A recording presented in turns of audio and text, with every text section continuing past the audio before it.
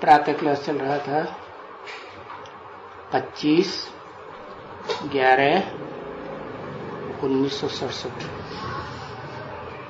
शनिवार को चौथी पेज पर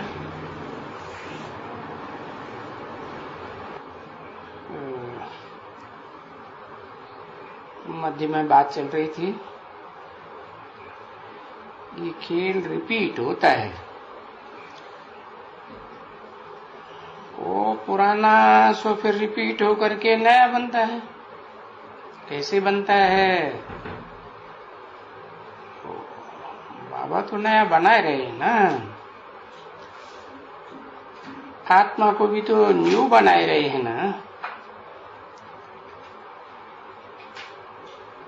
आत्मा जैसे ओल्ड बन गई है, पुरानी बन गई, तो उसमें खाद पड़ गई। संग के रंग की अनेकों की खाद पड़ गई ना। सोना भी तो ऐसे ही होता है ना, खाद पड़ जाती है। तो जिस सोने में खाद पड़ जाती है, चांदी की, तांबे की, लोहे की, तो उनको पक्का सोना थोड़ी कहेंगे। नहीं, जैसे गवर्नमेंट तुमको 14 कैरेट का सोना काम में लगाने के लिए कहती है, बस हुक्म किया, 14 कैरेट से जास्ती सोना नहीं बना सकते हो। न बना सकते हो न पहना सकते हो। देखो, सुनार अगर बनाते हैं तो उनको जेल में डाल देते हैं, पकड़ लेते हैं।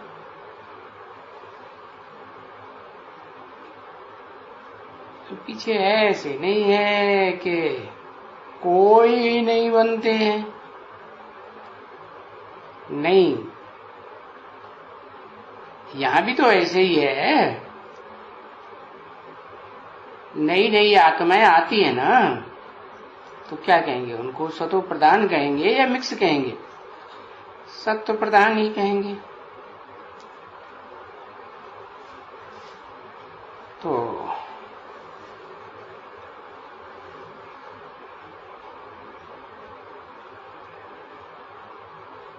कहते होंगे ठोगी होवे कहाँ चोर, मुंह भूख न मरे, या लोभी होवे सो भी भूख न मरे। तो ऐसे तो सोना भी नहीं है, फिर पकड़ते रहते हैं। बाकी ऐसे नहीं है, समझे हो कि कोई पक्का सोना कोई नहीं बनता है, या नहीं पहन सकते हैं। नहीं, ऐसे नहीं है कि गवर्नमेंट होशियार है तो कोई रैयत कम होशियार है। क्या? ये तो प्रजातंत्र राज्य है ना, यथा राजा तथा प्रजा। भाई तुम नागनाथ हम सांपनाथ, रैयत भी तो ऐसे ही हो जाती है ना। तो वो कोई कायदा जांच करके निकाला ना, तो जो प्रजा है ना वो भी फिर जांच करके कोई सोना निकालेगा जहां से वो पैसा कमाई सके। तो ये अभी सभी होते हैं ना बच्ची, जबकि पाप की गवर्नमेंट है। तो पुण्य की गवर्नमेंट की को तो अभी जानते ही नहीं है ना। है पुण्य तो होता है सुकर्म करने से, वो तो जानते ही नहीं है। बाप आकर बताते हैं कर्म अकर्म विकर्म की गति। तो ये देखो पुण्य आत्माओं की ये गवर्नमेंट बन रही है। गवर्नमेंट ये है ना बच्चे।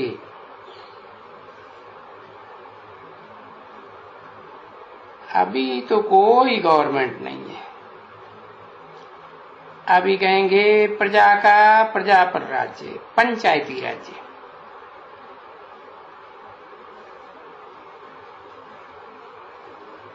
एक एक कहेगा तो दूसरा दूसरी बात कह देगा, तीसरा तीसरी बात कहेगा। तो ये भी जानते हो कि देखो ये कैसी अच्छी गवर्नमेंट है।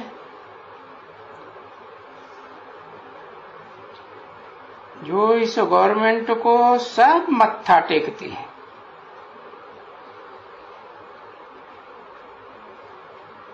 ऐसे कोई भी नहीं जो मत्था नहीं टेकते हों।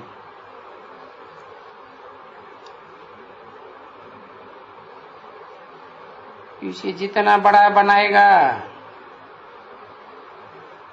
इतना बड़ा आदमी मत्था टेकेगा,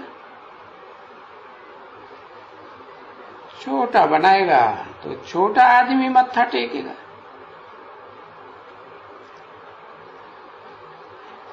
है? क्या बनाएगा? छोटा बड़ा क्या? अरे उल्टी चाड़ी चढ़ते हो ना, नीचे से ऊपर चढ़ते हो ना, तो धीरे धीरे नीचे से ऊंच बनेंगे कि एकदम बन जाएंगे। हाँ? तो छोटा बड़ा बनने की बात है। छोटा आदमी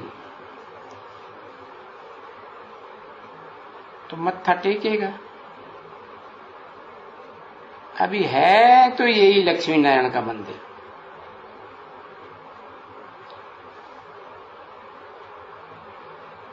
अभी चलो ये बिड़ला निकलता है, वो तो बहुत अच्छा फर्स्ट क्लास बैठ करके मंदिर, और आकर के ओपनिंग सेरेमनी भी कौन करती है? इंदिरा गांधी आकर के करती है, प्रेसिडेंट से कराते हैं। तो क्या वो नहीं जाएंगे? नहीं आएंगे। और अगर कोई छोटा मंदिर बनाएगा तो प्रेसिडेंट प्राइम मिनिस्टर आएगा? नहीं आएगा।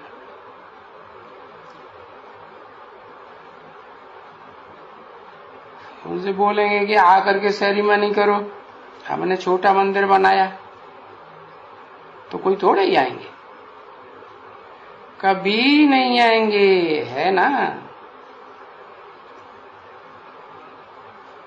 तो वो गाया हुआ है।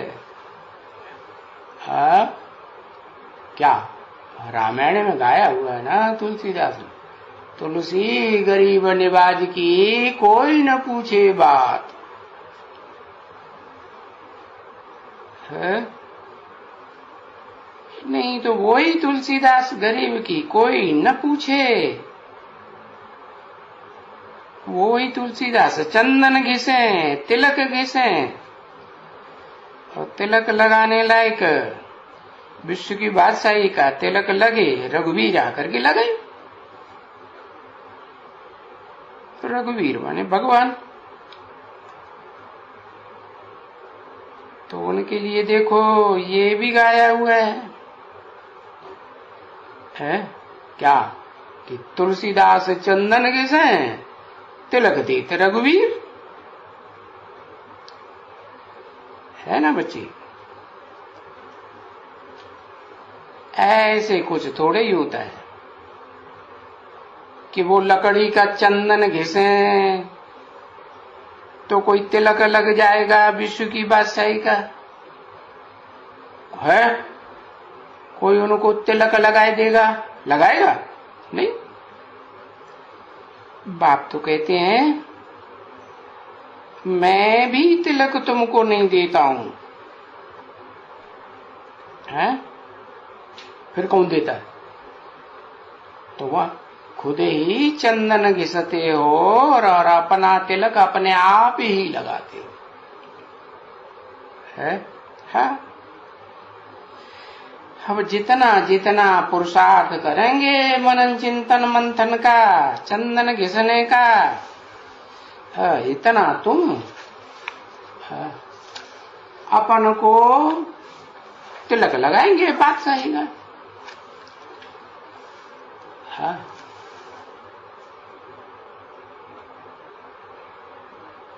25/11/1967 की प्रातः क्लास का 5वां पीरियड शनिवार। तो यहाँ कोई आशीर्वाद या कृपा मांगने की बात नहीं है। फिर काई की बात है? हैं? अरे यहाँ तो पुरुषार्थ की बात है ना। है? तुम आत्मा जो पुरुष कही जाती है उसके अर्थ जितना करोगे उतना स्वतः ही मिल जाता है। तो मांगना करना नहीं। कभी भी कोई को भी बाप से आकर के कि कृपा कीजिए, आशीर्वाद दीजिए, रहम कीजिए, तो बाबा बोलता है नहीं, तुम अपने ऊपर खुद ही रहम करो। तो वो समझाते हैं कि ये तो स्कूल है ना, पाठशाला है, तो मैं पढ़ाता हूं ना तुम बच्चों को, तो तुम्हारा काम क्या है? तुम्हारा काम है पढ़ना। हाँ, अगर मैं आशीर्वाद करूं तो पढ़ने की दरकार ही नहीं है, फिर तो सब पास हो जाएंगे, सबको पास कराई दे। अरे पढ़ाई में तो ये कायदा ही नहीं है। तो यहां तो जो पढ़ेगा अपने ऊपर आशीर्वाद करेगा। उस दुनिया में भी पढ़ाई पढ़ते हैं तो जो पढ़ते हैं अच्छी तरह से वो अपने ऊपर आशीर्वाद करते हैं। तो नहीं पढ़ेगा तो नहीं करेगा। कहते हैं ना, पढ़ेंगे लिखेंगे तो होंगे नवाब और रुलेंगे पिलेंगे तो होंगे खराब। तो मैं ये कोई आशीर्वाद देने के लिए नहीं बैठा हूं। फिर काहे के लिए बैठे हैं? मैं तो पढ़ाई पढ़ाने के लिए बैठा हूं। अरे पढ़ाई तो दुनिया में बहुत पढ़ाई जा रही है। अरे वो पढ़ाई तो देह की पढ़ाई जा रही है, पेट भरने की पढ़ाई पढ़ाई जा रही है। और यहाँ तो स्थूल धन संपत्ति बढ़ाने की पढ़ाई पढ़ाई जा रही है। और यहाँ तो आत्मा की पढ़ाई पढ़ाई जा रही है? आत्मा का कनेक्शन अनेक जन्मों से है। आत्मा अनेक जन्म लेती है ना। और देह का कनेक्शन, देह तो यहीं खत्म हो जाएगी, उसकी पढ़ाई भी यही खत्म हो जाएगी। तो देखो, हाथ भी बच्चे ऐसा नहीं कभी करते हैं। वो बाप के बच्चे हैं, बाप मांगना सिखाता है नहीं।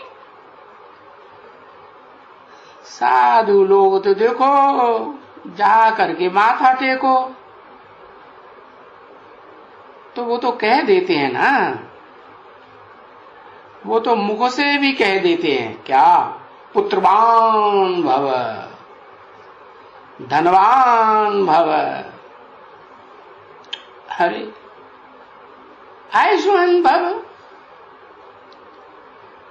ये तो सभी है ना उस दुनिया में। अब बाबा यहां थोड़े ही कभी कहेंगे ऐसे कि आयुष्मान भव पुत्रवान भव है? नहीं कहेंगे नहीं। अगर हम बाबा के अपन को बच्चे समझते हैं, बाबा समझाते हैं बच्चे, तुम अगर समझते हैं कि बाबा आए हुए हैं और हमको पढ़ाए रहे हैं, अगर हम बाबा की श्रीमत पर चलेंगे, जो पढ़ाई पढ़ाते हैं उस पढ़ाई की मत पर चलेंगे, तो अपन को आप ही ऐसा लक्ष्मी नारायण जैसा बनाएंगे। क्योंकि तुम्हारी अहम ऑब्जेक्ट तो ये है ना। अरे बैरिस्टर कोई पढ़ाएगा तो बैठ करके एक एक को आशीर्वाद थोड़ा ही देगा कि तुम बैरिस्टर बन जाओ, जज बन जाओ, है? नहीं, ऐसा कुछ भी नहीं होता है। यहां भी पढ़ना है और वहां भी पढ़ना है, बैरिस्टर बनना है, डॉक्टर बनना है, तो ये भी पढ़ना है। और पढ़ पढ़ करके फिर विश्व का मालिक बनना है।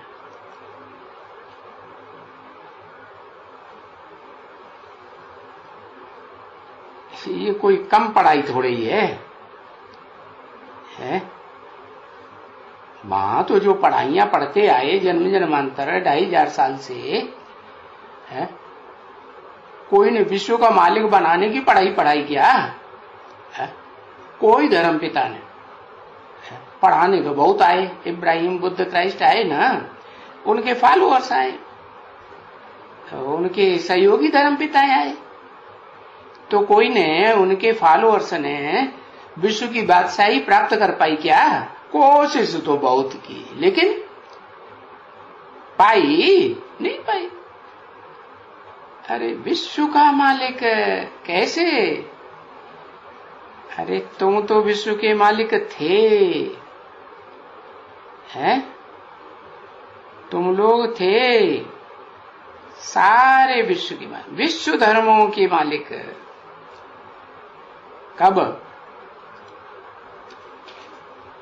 कब थे?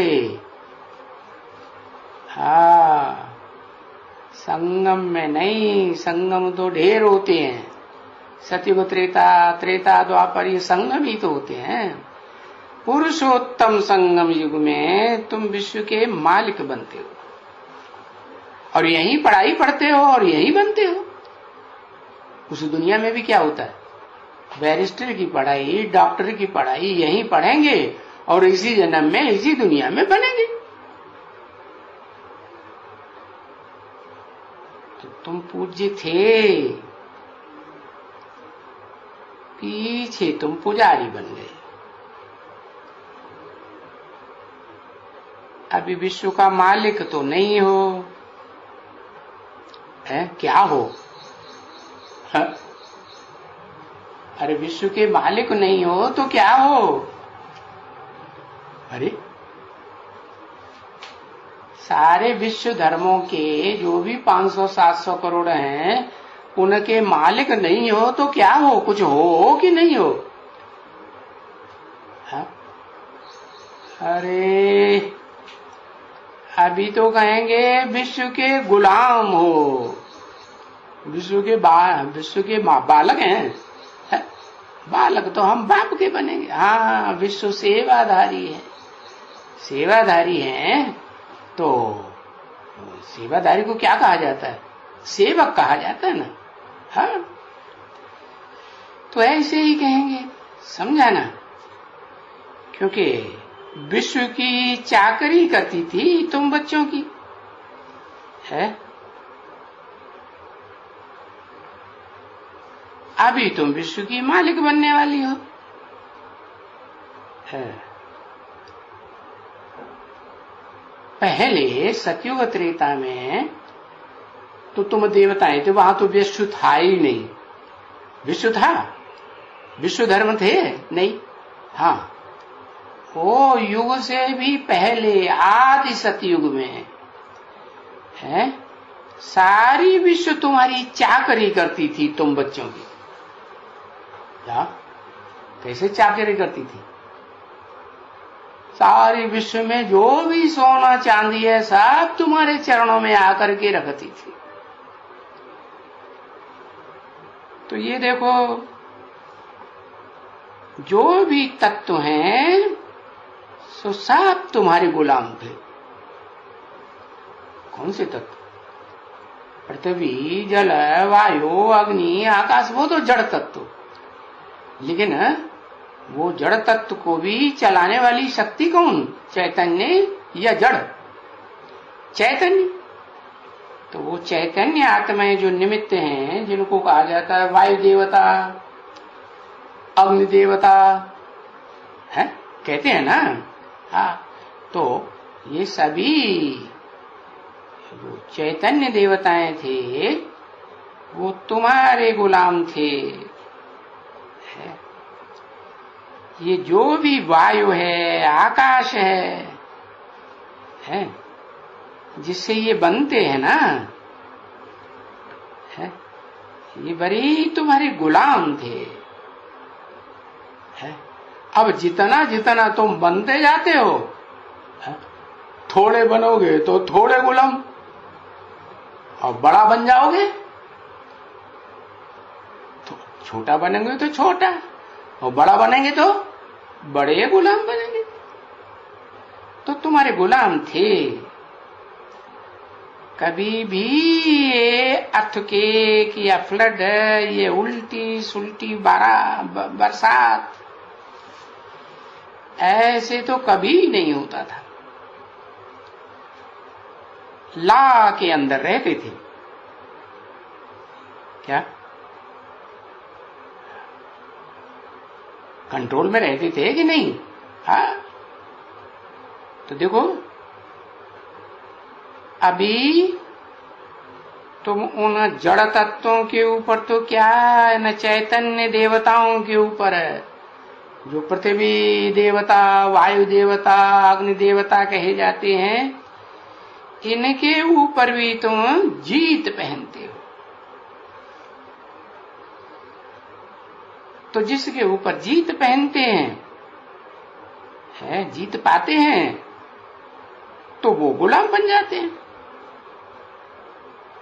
तो ये जो पांचों तत्वों का संघात है ना, प्रकृति, ये प्रकृति तुम्हारी गुलाम बन जाती है। क्या नाम दिया? प्रकृति।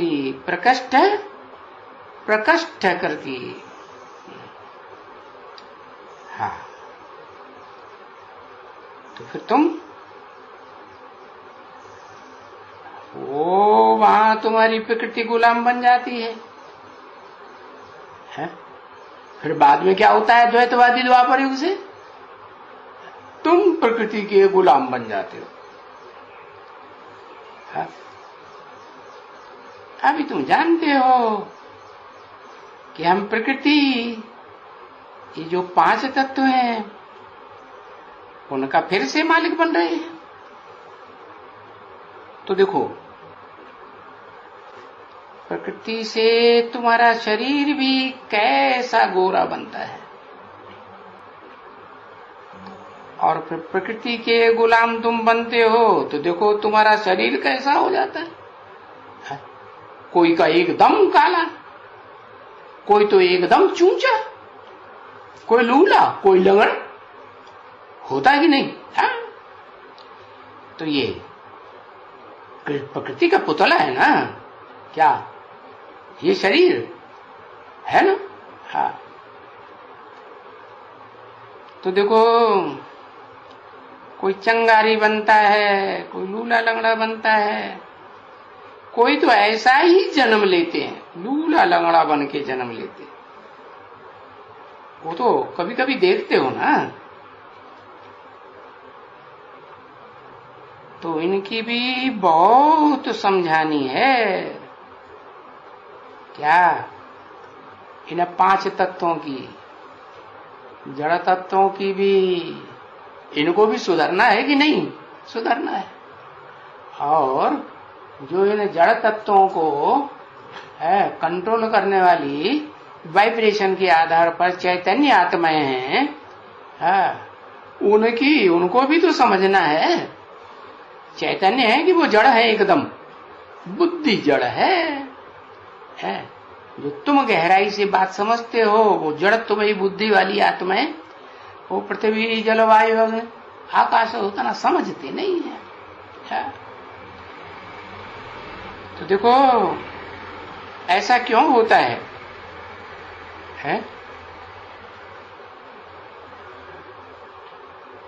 ये है, अभी वो समझाने की कोई दरकार नहीं है उनको। जड़ तत्व वालों को तुमको समझाने की दरकार नहीं है।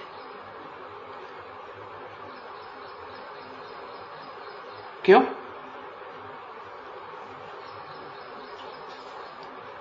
जो महाकाली के भगत होंगे उनको तुम समझाने जाएंगे? जो दुर्गा के भगत होंगे उनको तुम समझाने जाएंगे? वो तुमको समझाने लगे पड़ेंगे। तो तुमको तो समझानी एक अक्षर में मिलती है। क्या है? मन मना भव, मेरे मन वाला हो जा। किसने कहा? अरे किसने कहा है? शिव बाबा ने कहा, शिव बाप ने नहीं कहा।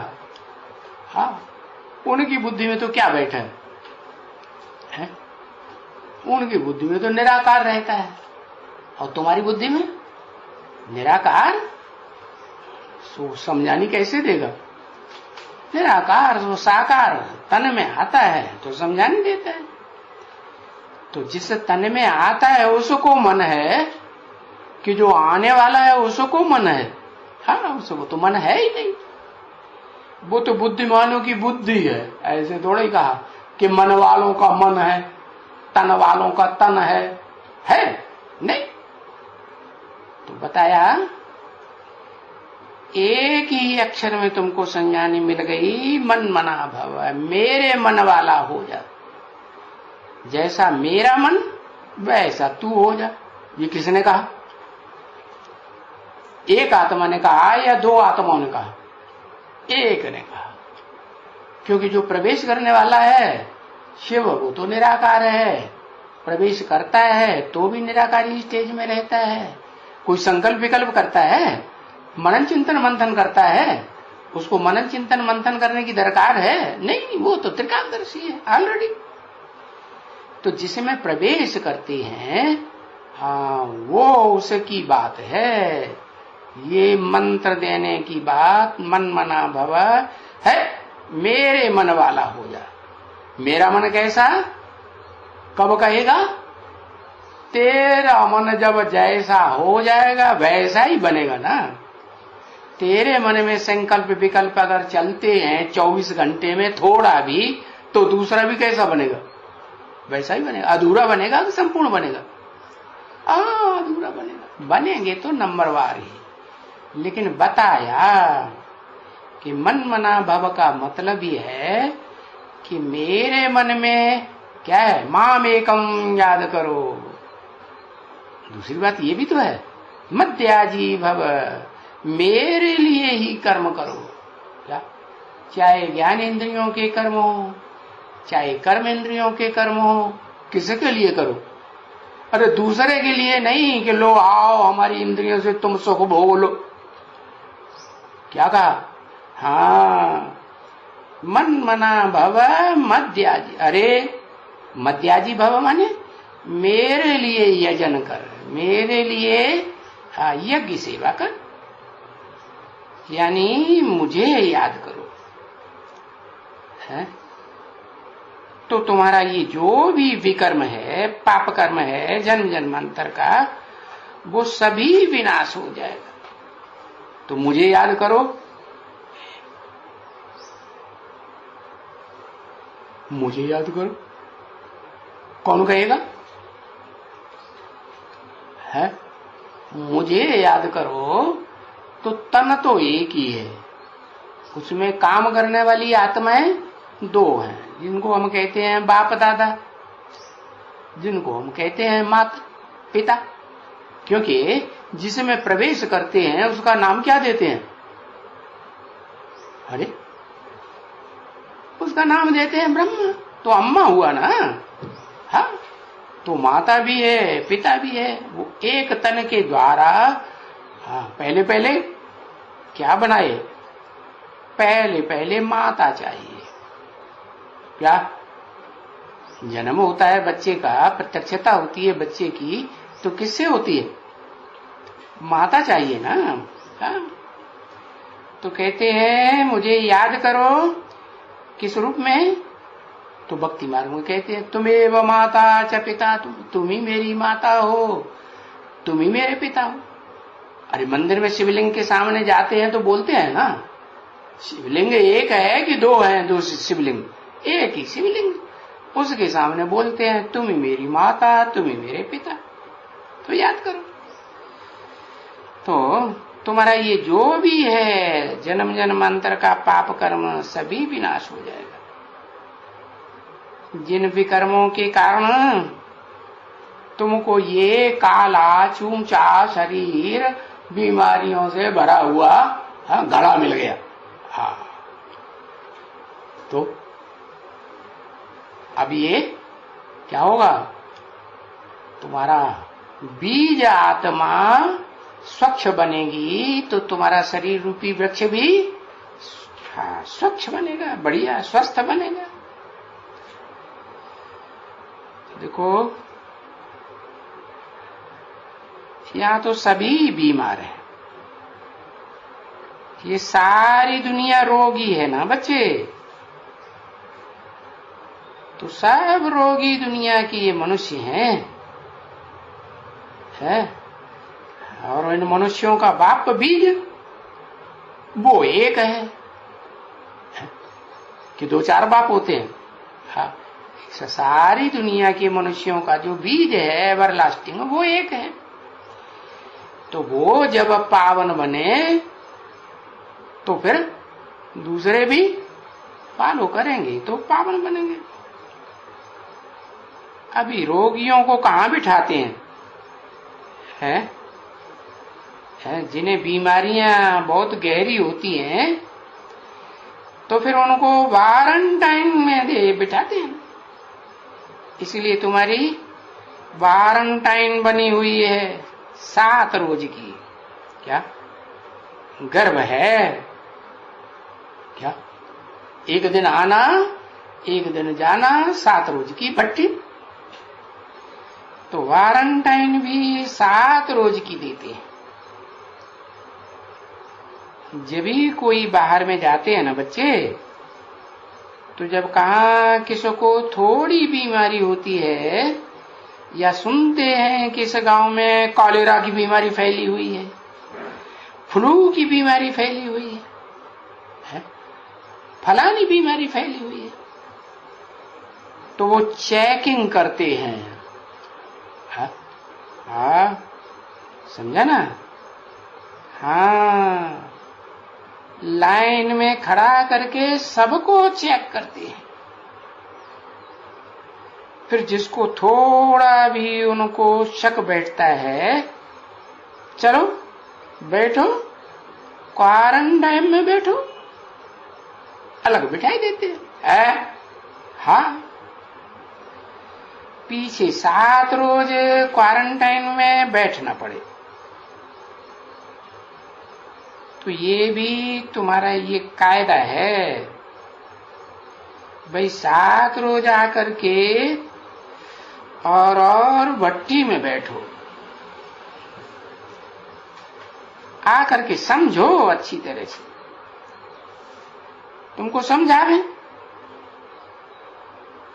तो 7 रोज में तुम इतना समझाते हो। देखो बच्चे होते हैं ना, बोलते हैं हम 2 मास का बच्चा हूं, तो गर्भ से बाहर आए तब ही कहेंगे ना 2 मास का बच्चा। तो समझा, तो शुरुआत में है ना 2 मास से आ रहे हैं, पर जब शुरू में समझाया जाता है तो उनको लगा, तीर लगा, तो फिर कहेंगे हाँ, उनको फट से तीर लग गया। जो ज्ञान बाण मारे ना, वो इनको लगते गए और वो बाण चुभते गए। इनको बहुत अच्छा लगने लगा, सुख देने लगा। तो फिर ऐसे समझेगा ना कि भाई पहले ही दिन से हमको इतना सुख मिलने लगा है बाप का परिचय मिलने से, तो फिर है? आगे बढ़ेंगे और तो फिर कितने सुखी हो जाएंगे है? तो जानने लगा ना। बाकी हाँ, टाइम तो लगता है कि ऐसा पक्का हो जावे कि कहाँ तूफान ना आवे है। ज्ञान में इतना परिपक्व बन जाए, अरे कितना कि ज्ञान का कि माया का कोई तूफान तुम्हारा मुकाबला न कर सके। वो सुनते रहते हैं कि बहुत अच्छे अच्छे पक्के 12 महीने वाला है तूफान माया का आता है, तो फिर क्या हो जाता है? हाँ हो जाता। तो देखो इसलिए हम भी पक्का होकर के जाएंगे है, ऐसे नहीं हम बीच में चले जाएंगे। कितना पक्का कि माया कितना भी बॉक्सिंग करे, लेकिन हम हारने वाले नहीं। कोई तो हारने की फिराक में लगे रहते हैं। ये गए आए और पूरी भट्टी भी नहीं की और बीच में ही चले। कोई फिर थोड़ा ठहरते भी हैं। 25/11/1967 का प्रातः क्लास 6ठा पेज। तो ऐसे नहीं कि अभी जावे और फिर हम पढ़ाई छोड़ देवे, यहां से चले जावे और पढ़ाई भी पढ़ना छोड़ दे, तो वो तो नाम बदनाम हो जाएगा है। तो अगर पढ़ाई छोड़ दी तो क्या कहेंगे है? फिर तो कहेंगे जैसे इन्होंने फारकती दे दी। क्या दे दिया? डाइवोर्स दे दिया, फारकती दे दी। बच्चा समझता है तो फारकती बाप को दे दी, तो है ना बरोबर। या कहेंगे गिर गया, तूफान लग गया, चमाट लगी काम बेकार की, हाँ, तो फिर एकदम कोई काम का नहीं रहा।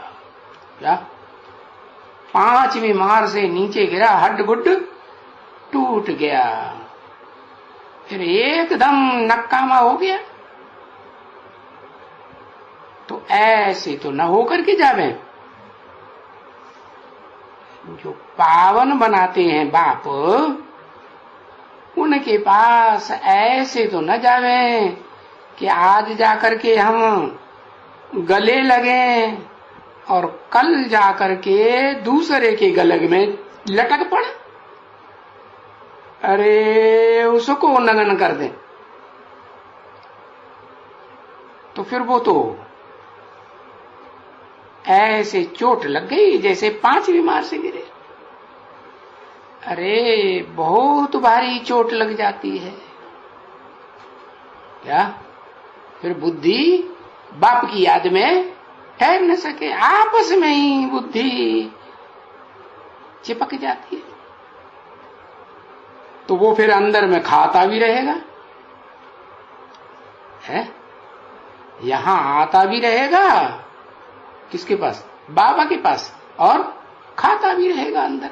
देखो अभी भी हर एक मनुष्य जो कोई भी पाप करते हैं ना, जब से उनको याद रहती है उस किए हुए पाप की, कोई तो ऐसे बच्चे होते हैं तो उनको 4 वर्ष से भी अपनी हिस्ट्री याद रहती है, इतनी तीक्ष्ण बुद्धि होती है? होते कि नहीं बच्चे ऐसे? हाँ, उनको अपनी जीवन कहानी बचपन से ही लेकर के याद रहती है। दुनिया में ऐसे होता है ना, तो ऐसे यहां भी याद आता रहता है कि नहीं? याद आता रहता है। फिर वो याद परेशान करती है। हाँ, कोई 6, कोई 8, कोई 10 ऐसे होते हैं जो उनकी जीवन कहानी उनको याद आती रहती है। तो फिर वो दिल के अंदर जो कुछ भी बुरा काम किया है ना, करते हैं, वो फिर खाता रहता है, याद आता रहता है, खाता रहता है। अच्छा, काम काम होते हैं तो उसमें खुश होते हैं या दुखी होते हैं? अंदर अंदर दुखी होते हैं, क्योंकि बुरा काम होता है तो फिर उनको दुख होता है। तो बाप तो आकर के पूछते हैं ना, भाई यूं तो तुमने बहुत किस्म के पाप किए हैं, परंतु जो तुम बुलाते हो वो किस लिए बुलाते हो? है? बाप को बुलाते हो, हे पतित पावन आओ, पतितों को पावन बनाओ, तो पावन बनाने के लिए बुलाते हो ना। हाँ, तो पतित पावन आते हैं, एवर प्योर ही आते हैं कि साथ में एवर इम्प्योर को भी लाते हैं? दोनों साथ साथ आते हैं, इसलिए कहा जाता था पतित पावन आओ। तो जो पतित बनने का वो पाप सबसे जास्ती बड़ा पाप है ना, जन्म जन्मांतर का और इसी जीवन का भी, और ज्ञान में चलने के बाद भी। इसलिए बाबा कहते हैं, बाबा को सिर्फ वो बताओ है कि जो भी तुमने पाप किया हो, अर्थात किसको नंगन किया हो या नंगन हुए हो, समझा ना? पत्थर से मारा, क्रोध किया, चोरी किया, ये माँ बाप का पैसा उठाया, फलाना किया, ये किया, अरे वो नहीं पूछते हैं। क्या खास पूछते हैं? जो कहते हैं ना, हमने मांस खाया, मदिरा पिया, जुआ खेला, वो नहीं पूछेंगे, बिल्कुल नहीं। क्या पूछते हैं? अरे तुम पतित बने हो ना कोई की संग में, पतित बना जाता है नंगन होने के लिए, तो तुम याद करो, अगर नंगन बने हो तो बाप को बताए दियो, तो वो क्या होगा? हलकाई हो जाएगी। अगर नहीं बतावेंगे तो बार बार याद आता रहेगा और कर्म इंद्रियों को तंग करता रहेगा, समझा ना? अगर बताए देंगे तो हलकाई हो जाएगी, नहीं बार बार सो जाता है? समझा? कौन से पाप के लिए बोला है? ऐसे तो दुनिया में बहुत पाप होते रहते, लेकिन बड़े से बड़ा पाप है काम विकार का, है जो काम इंद्रियों से किया जाता है। तो बताने से दिल हल्काई हो जाएगी, कि हाँ हमने बाप को बता ही दिया, दिल हल्का हो जाएगा तो तन भी हल्का हो जाए, तन की इंद्रियां भी अपना जोर नहीं मारेंगी। तो बाप को बताना चाहिए ना। जैसे सर्जन को बीमारी बताई जाती है ना, है कोई बीमारी होती है गुप्त, तो सर्जन को वैद्य को जाकर के बताते हैं ना कि छुपाई लेते हैं, तो इलाज कैसे करेगा? बताई जाती है। अगर नहीं बताएगा तो फिर दवा कैसे करेंगे? है ऐसे होती है ना, क्योंकि बहुत गुप्त बीमारियां होती हैं, है? तो ये काम विकार की भी गुप्त बीमारी है? तो बाप भी पूछते हैं। अभी छोटी छोटी तो क्या पूछें, है? अरे ये जो पतित बने हैं वो तो एक ही विकार से है, काम विकार से, काम इंद्रिय के विकार से। तो बाप भी पूछते हैं अभी छोटी छोटी तुम्हारी गलतियां पाप क्या पूछें, हैं पतित बने हैं। कहेंगे काहे से पतित बने? क्रोध से नहीं, लोभ से नहीं, मोह से नहीं, है काम विकार से पतित। सो वो पूछते हैं कि कभी नगन हुए हो, है कभी ऐसा हुआ है? समझे ना, ऐसा हुआ है तो बात बताओ, क्योंकि पतित बने हो नगन होने से। क्रोध से कोई पतित नहीं बना जाता है, पतित होते हो नगन से। तो बात होवे वो नगन होने की तो बताए दो, तो तुम्हारा तन, तुम्हारे तन की इंद्रियां और मन ये सब हल्का हो जाए। नहीं तो फिर तुमको अंदर खाता रहेगा, मन खाता रहेगा, दिल खाता रहेगा। इसलिए जो कुछ भी हो तो बताने से हल्का हो जाएगा कि बाबा हमने ऐसे ऐसे ये विकर्म किया। तो जो दंड देने वाला है ना, है कौन है दंड देने वाला? है बाप है ना,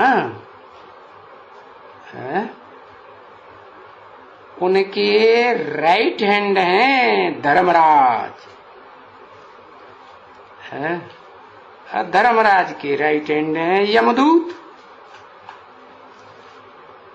है ना बरोबर। अभी राइट हैंड बाप का तो धर्मराज है, अभी है कौन से बाप का? है? अरे कौन से बाप का राइट हैंड धर्मराज है? ऐसे तो नहीं कोई कहेंगे कि धर्मराज का राइट हैंड बड़ी बाप है, सुप्रीम सोल। नहीं, वो फिर यहां होते हैं। जैसे यहां का प्रेसिडेंट, उनका राइट हैंड भाई धर्मराज होगा। प्रेसिडेंट का राइट हैंड कौन होगा? हा? हा?